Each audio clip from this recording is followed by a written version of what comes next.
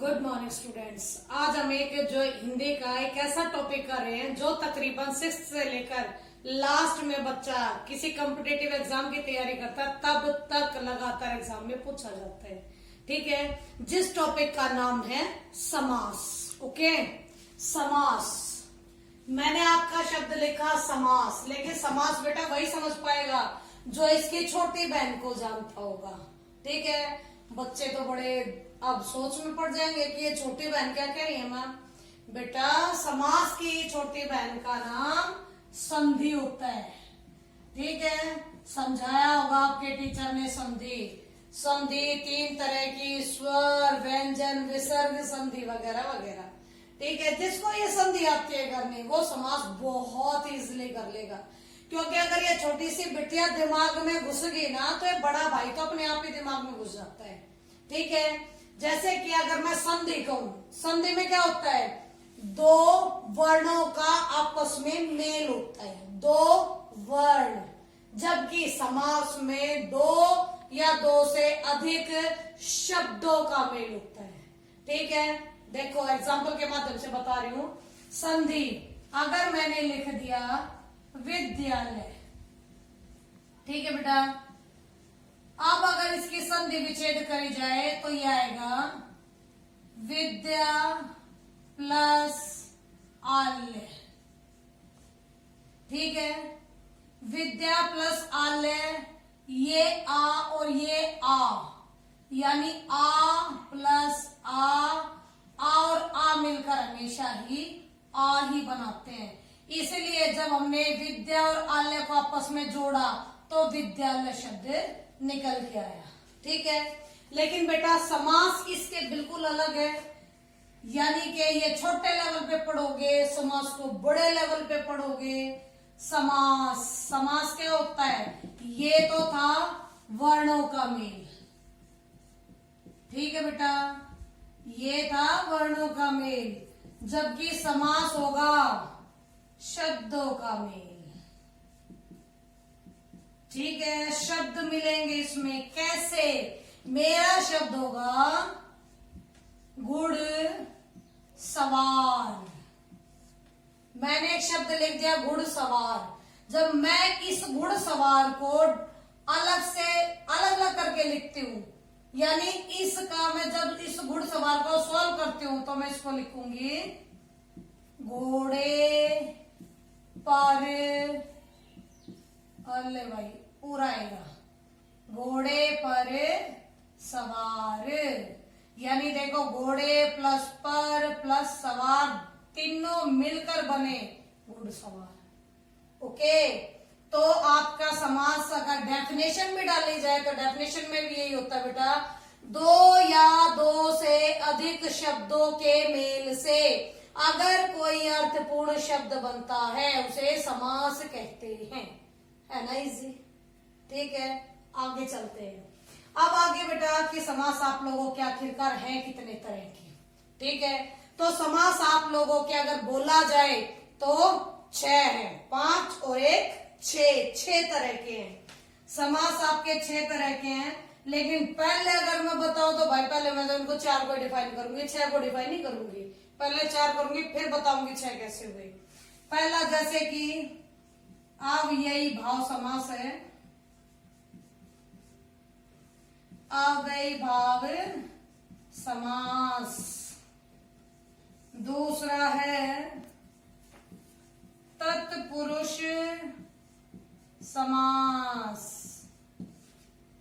तीसरा है तुम्हारा द्वंद्व, द्वंद्व द्वंद्व समास। और चौथा है तुम्हारा बहु व्रीहि समास। ओके, क्लियर है बेटा। आपके समास फिलहाल ये 4 ही थे, अब 4 से इनकी गिनती 6 कैसे बनी वो देखो। जो तत्पुरुष समास है इसी के 2 पार्ट और हैं। एक है कर्मधारय समास, ठीक है, और दूसरा तुम्हारा अब मैं इसको स्टैंडर्ड फॉर्म में अच्छे वाले में लिखती हूँ, ठीक है। ये है आपका द्विगु समास।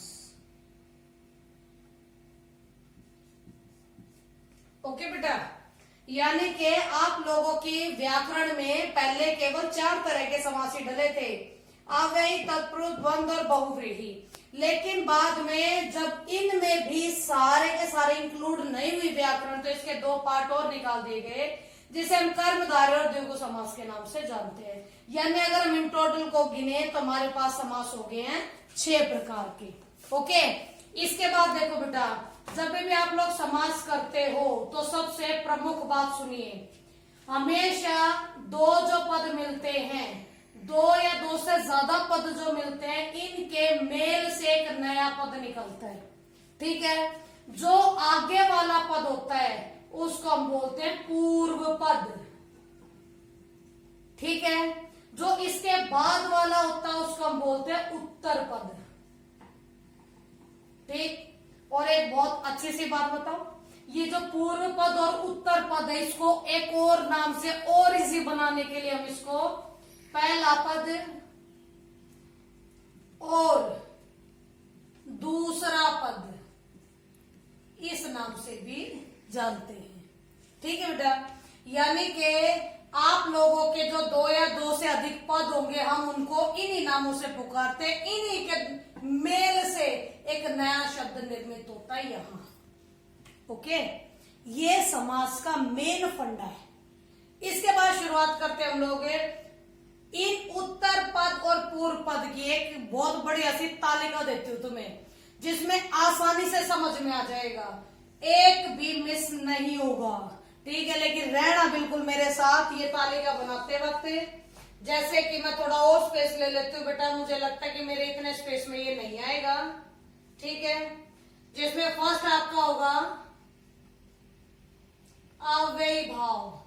समास शब्द नहीं लिख रही ना, तो मेरे पास जगह थोड़ी हो जाएगी, आप लोग लेकिन जरूर लिख लेना, ठीक है। ये आपका तत्पुरुष है। तीसरा आपका द्वंद्व है। चौथा आप लोगों का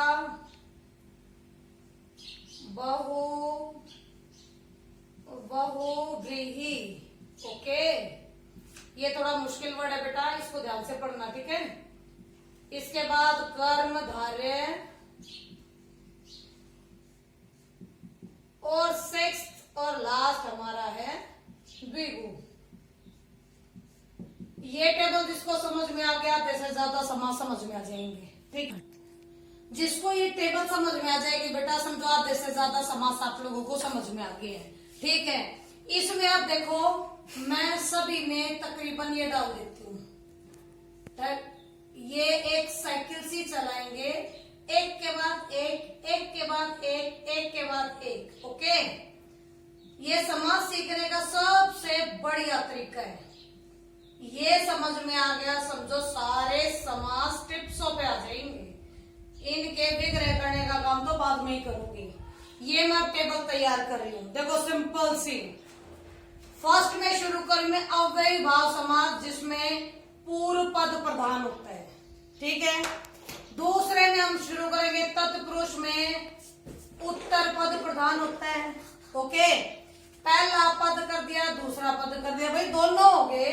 तो तीसरे में हम द्वंद्व में हम दोनों ही पदों को प्रधान कर देते हैं, ठीक है। लेकिन चौथे जो कि बहुव्रीहि है आपका, उसमें अब साइकिल तो यहाँ कंप्लीट कर दी, अब हम इसको एक और स्टेप आगे लेके जाते हैं। अब इसमें ना तो इसको करेंगे मेन, ना उत्तर पद को करेंगे मेन, बल्कि इससे जो बनेगा हमारे लिए वो होगा प्रधान। ओके, मेरी साइकिल फिर सुनो। पहले में पूर्व पद, दूसरे में उत्तर पद, तीसरे में पूर्व और उत्तर दोनों ही महत्वपूर्ण होंगे। लेकिन बहुव्रीहि में ना उत्तर पद रहा, ना पूर्व पद रहा, ना उत्तर पद रहा, दोनों में से कोई मेन नहीं। जो बना वो हमारे लिए महत्वपूर्ण बना। ओके, इसके बाद हम साइकिल एक बार फिर से दोबारा से एक और गति से शुरू करते हैं। अब इसमें हम कर्मधारय, इसमें हमारा थोड़ा सा फंडा अलग हो जाएगा। क्यों भाई, भाई, क्योंकि तत्पुरुष समास के 2 पार्ट थे तो स्पेशल तो कुछ मांगते ही हैं। तो इसमें आप लोगों का कर्मधारय में विशेषण और विशेष्य, विशेषण और विशेष्य, इन दोनों का कॉम्बिनेशन होता है। ठीक है, द्विगु समास में एक बार फिर फर्स्ट ही प्रधान होता है और ये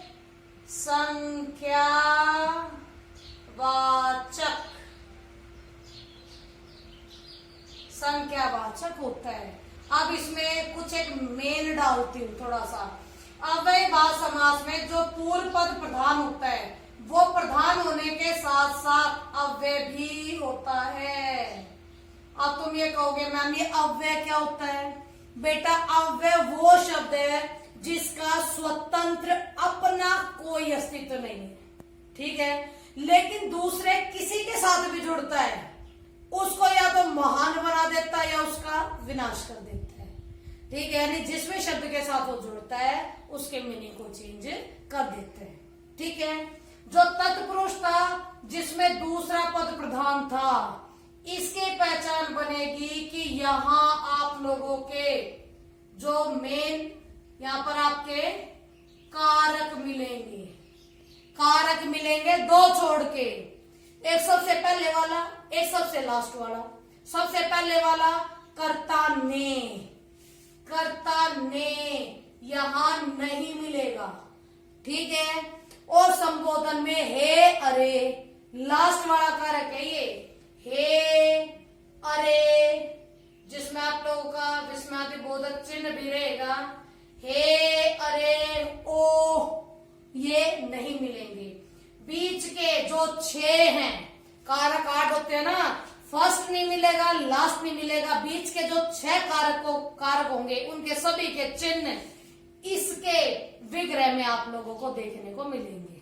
ठीक है, और द्वंद्व समास में भाई दोनों ही प्रधान है, ये भी प्रधान है ये भी प्रधान है, तो दोनों के अपने अपने मीनिंग होंगे। ठीक है, इसलिए विग्रह में, इसके विग्रह में और शब्द का इस्तेमाल होगा। 2 चीजें लिखेंगे और बीच में और का इस्तेमाल करेंगे। ठीक है, बहुव्रीहि समास में वही बात है भाई, जो बनेगा वो इम्पोर्टेंट होगा, और बहुव्रीहि और कर्मधारय थोड़े थोड़े एक जैसे से हैं, लेकिन मैं उन एक जैसे को इसके समास विग्रह से किस तरीके से अलग करते हूं देखना। ठीक है, इसके बाद हमारे कर्मधारय में एक विशेषण होगा, एक विशेष्य होगा। विशेषण होता है जिसकी विशेषता बताई जाती है, विशेषण होता है जो उसकी खूबी या कमी होती है। ठीक है, जैसे नील गाय है तो जो गाय है वो विशेष है, लेकिन वो नीली है इसीलिए वो विशेषण है। ठीक है, और लास्ट आपका द्विगु समास में संख्यावाचक आ जाएगा भाई, त्रिलोचन, 3 लोचन आंखें।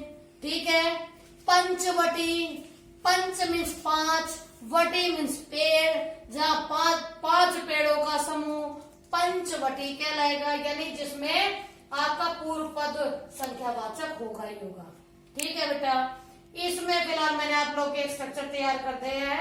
नेक्स्ट जो आप लोगों की वीडियो बनेगी उसमें मैं आपको अलग अलग इसके एग्जांपल्स देकर अलग अलग इसको समझाने का काम भी कर दूंगी। ठीक है, थैंक यू वेरी मच।